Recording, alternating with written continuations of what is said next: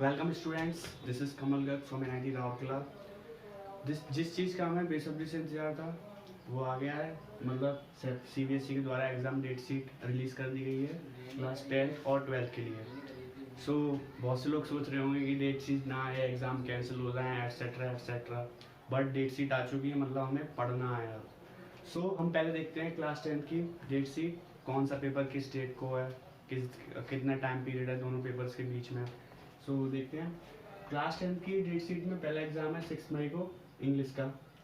फिर उसके बाद गैप है 3 डेज़ का। फिर अगला एग्ज़ाम है 10th मई को हिंदी का। ये दोनों लैंग्वेज पेपर होते हैं, लैंग्वेज पेपर मोस्टली पहले ही हो जाते हैं। फिर उसके बाद है 15th मई, मीन्स 4 दिन का गैप है। फिर अगला पेपर है साइंस, मोस्ट इंपोर्टेंट पेपर है science in point of view 10th class. फिर अगला उसके बाद पेपर है 21 मई को, which is mathematics, means lengthy paper कह सकते हैं और मोस्ट इम्पोर्टेंट पेपर। फिर 27 मई को सोशल साइंस SST का पेपर, जिसमें हमें टाइम भी बहुत चाहिए पढ़ने के लिए, क्योंकि इसमें पूरा थ्योरेटिकल होता है, कोई न्यूमेरिकल नहीं होते, मीन्स पूरा थ्योरी बेस्ड होता है SST। फिर उसके बाद है 29 मई IT इंफॉर्मेशन टेक्नोलॉजी। ये ऑप्शनल सब्जेक्ट होता है, किसी के पास IT होता है, किसी के पास दूसरा सब्जेक्ट होता है, संस्कृत एक्सेट्रा। तो ये IT है। फिर उसके बाद 2 जून नेक्स्ट मंथ में संस्कृत का संस्कृत पेपर, ये भी ऑप्शनल होते हैं, मतलब इन तीनों में से कोई एक पेपर होता है, एक किसी एक का, और बट ये 5 कंपलसरी होते हैं मोस्टली। और फिर लास्ट पेपर है 7 जून कंप्यूटर एप्लीकेशंस। हम डेज देखते हैं, कितने कितने हमारे डेज मिल रहे हैं हर एक पेपर में। तो इंग्लिश के बाद हमारा हिंदी का पेपर है, जिसमें हमें 3 डेज मिल रहे हैं, और पेपर खत्म होने के बाद हमें आधा दिन के अप्रॉक्स ऑफ मिलता है। तो मीन्स हम सोच सकते हैं 3.5 डेज। और हिंदी के लिए 3.5 डेज बहुत होते हैं। तो हम जिस 3.5 डेज में हम हिंदी 2 दिन पढ़ सकते हैं, और उससे पहले 1.5 दिन हम साइंस का पढ़ सकते हैं, मैथ्स का पढ़ सकते हैं, SST का पढ़ सकते हैं, क्योंकि ये लेंथी पेपर हैं और बड़े पेपर हैं। फिर उसके बाद हिंदी के बाद आता है साइंस, जिसमें 4 दिन है। 4 दिन बहुत होते हैं कवर करने के लिए 10th की साइंस। अच्छी बुक्स, क्वेश्चंस लगाइए, एग्जाम्पल्स लगाइए। फिर साइंस के बाद आता है मैथमेटिक्स, 5 दिन। 5 दिन बहुत अच्छा गैप है, हर एक में मतलब आधा दिन का और ऐड कर सकते हैं, क्योंकि पेपर खत्म हो जाएगा मॉर्निंग शिफ्ट में सारे पेपर। मैथ्स। फिर उसके बाद सोशल साइंस, जिसमें 5 दिन का गैप है। 5 दिन गैप में एक दिन हिस्ट्री पढ़ सकते हो, एक दिन जियोग्राफी, एक दिन पॉलिटिक्स, एक दिन पॉलिटिक्स मीन सिविक्स, और एक दिन इकोनॉमिक्स, और एक दिन सबके क्वेश्चंस का रिवीजन, किसी एग्जाम आइडिया वगैरह से सैम्पल पेपर सॉल्व कर सकते हैं। फिर IT के लिए एक दिन है।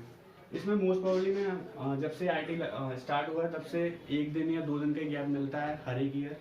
तो IT में पूरा कंप्यूटर का होता है, थोड़ा बहुत पढ़ लेंगे। फिर है संस्कृत, 3 दिन का गैप है। संस्कृत थोड़ा टफ कॉम्प्लिकेट माना जाता है इन पॉइंट इंग्लिश के कंपेयर में। CBSE वाले बच्चों के लिए संस्कृत थोड़ा कॉम्प्लिकेट माना जाता है। और कंप्यूटर एप्लीकेशन, इसमें भी 4 दिन का गैप है। ये सारे पेपर मॉर्निंग शिफ्ट में है, क्योंकि 10th में मॉर्निंग शिफ्ट है। 12th क्लास के लिए 2 शिफ्ट में पेपर होंगे, मैं बताऊंगा अभी। और इसमें पेपर 10 बजे आप सेंटर पर पहुँच जाए, मतलब 10 बजे आपको कॉपी मिल जाएगी, आंसर बुक, जिसमें आपको 15 मिनट में भरना पड़ेगा कॉपी। और फिर उसके बाद पेपर मिलेगा आपको 10:15 पे, उसमें आपको 15 मिनट पेपर को पढ़ने के लिए मिलेंगे। 10:30 से पेपर स्टार्ट होगा आपका, 10:30 से, और 1:30 बजे तक चलेगा। 3 घंटे मोस्ट सफिशियंट होते हैं क्लास 10 के पेपर को सॉल्व करने के लिए। अब क्लास 12 की डेट शीट देखते हैं एग्जाम की। 4 मई से स्टार्ट है एग्जाम। 4 मई पहला एग्जाम है इंग्लिश। सेकेंड 8 मई को फिजिकल एजुकेशन। 13 मई को फिजिक्स। 18 मई को केमिस्ट्री। 24 मई को है बायोलॉजी। 29 मई को इंफॉर्मेशन प्रैक्टिसेस, या फिर कंप्यूटर साइंस, दोनों में से एक होगा, मतलब एक स्टूडेंट के पास। 31 मई को है हिंदी, और 1 जून को मैथ्स। तो इसमें अब हम देखते हैं कितना डेज का डिफरेंस है हर एक पेपर में, और पेपर की टफनेस। एजुकेशन के बीच में हमारा 3.5 दिन, 3.5 डेज, जिसमें हम 2 दिन फिजिकल एजुकेशन थ्योरेटिकल सब्जेक्ट है पढ़ के हम किसी और में टाइम दे सकते हैं, जैसे फिजिक्स हुआ, केमिस्ट्री हुआ। फिजिक्स जिसे टफ लगे वो फिजिक्स में दे दे, केमिस्ट्री में। फिर उसके बाद हमारा 4 दिन बाद है फिजिक्स। फिर वही 4.5 डेज बाद फिजिक्स हमें बहुत अच्छे से पढ़ना है। फिजिक्स टफ माना जाता है, बट 12th बोर्ड के हिसाब से फिजिक्स पूरा डेरिवेशन पोर्शन मोस्टली आता है, न्यूमेरिकल पोर्शन कम रखते हैं। तो हमें पूरा डेरिवेशन रिपीट और रिवीजन करते रहना है लिख लिख के। फिर हमारा आता है केमिस्ट्री में 4 दिन है। 4 दिन में केमिस्ट्री आराम से हो जाएगी। ऑर्गेनिक एक दिन पढ़ लो, एक दिन फिजिकल, एक दिन इनऑर्गेनिक, और एक दिन में सारे के क्वेश्चन लगा लो, सैम्पल पेपर लगा लो। तो 4 दिन में मोस्ट ऑफली हो जाएगी। फिर बायोलॉजी 5 दिन। इसमें मुझे लगता है टाइम थोड़ा ज़्यादा दे दिया, 5 दिन बायोलॉजी के अकॉर्डिंग 3 डेज में कंप्लीट हो जाएगा। तो 2 दिन हम कहाँ देंगे पता है, मैथ्स में देंगे, क्योंकि मैथ्स में हमें बिल्कुल भी टाइम नहीं है, 0 दिन का गैप है। मतलब 31 मई को हिंदी है और 1 जून को मैथ है, तो बिल्कुल टाइम नहीं है हमें पढ़ने के लिए। तो हम इसमें से 5 दिन में से उठा के 2 दिन हमें मैथ को देने पड़ेंगे यहाँ पे पढ़ने के लिए। फिर उसके बाद बायोलॉजी के बाद है इंफॉर्मेशन प्रैक्टिसेस और कंप्यूटर साइंस।